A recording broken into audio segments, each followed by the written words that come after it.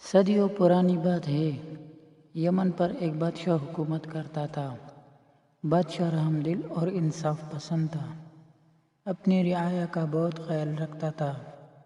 پڑوسی ملکوں سے اچھے تعلقات تھے، وہ جنگ و جدل سے بھی پرہیز کرتا تھا۔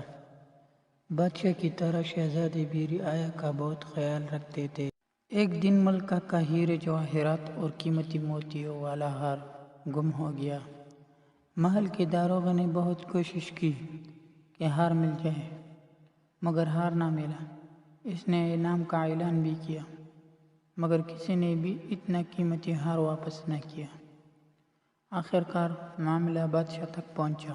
اس نے دربار میں اعلان کیا کہ ہمیں اپنے نوکروں پر بھروسہ ہے، مگر افسوس ان میں سے کسی نے نمک حرامی کی ہے اور ہار واپس کرنے پر کوئی تیار نہیں۔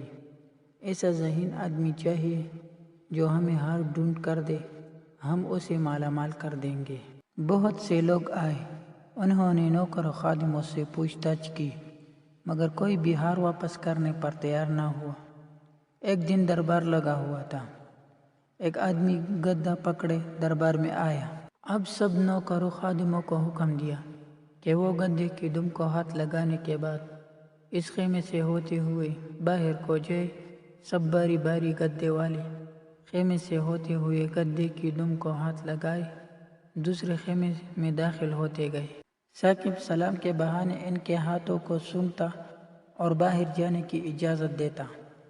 نوکر آتے گئے اور ان کے ہاتھوں کو سونگھتے انہیں باہر جانے کی اجازت دیتا جا رہا تھا کہ اچانک ایک خادم کو پکڑا اور بادشاہ سے کہا، بادشاہ سلامت، یہ آپ کا چور ہے، اس نے ملکہ صاحبہ کا ہار چرایا ہے۔ جب بادشاہ نے اس کی طرف دیکھا، وہ بادشاہ کے قدموں میں گر پڑا۔ بادشاہ سلامت، مجھے معاف کر دے، میں لالچ میں پڑ گیا تھا، میں ابھی ہار واپس کرتا ہوں۔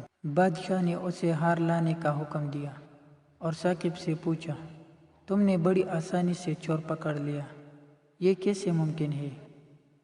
کیا گدے نے تیری مدد کی ہے؟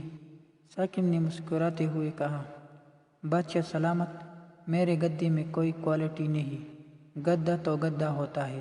میں نے اس کی دم پر تیز خوشبو لگائی تھی اور مشہور کیا تھا کہ چور دم کو ہاتھ لگائے گا وہ بولنے لگے گا۔ باقی سب نے گدے کی دم کو ہاتھ لگایا۔ چونکہ یہ چور تھا، اس نے ہاتھ لگایا، نہ اس کے ہاتھ پر خوشبو لگی، بس میں نے پہچان لیا، یہی چور ہے۔ اتنے میں وہ نوکر ہار لے آیا، اس نے بادشاہ کو دیا۔ بادشاہ نے ثاقب کو ڈھیروں سارے انعام دیے۔